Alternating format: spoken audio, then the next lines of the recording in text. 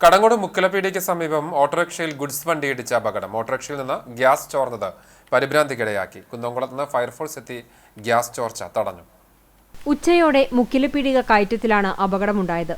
പഴഞ്ഞി അയനൂരിൽ നിന്നും എരുമപ്പെട്ടിയിലേക്ക് വരികയായിരുന്ന CNG ഓട്ടോറിക്ഷയിൽ എതിർദിശയിൽ നിന്നും വന്നിരുന്ന ഗുഡ്സ് വാഹനം ഇടിക്കുകയായിരുന്നു.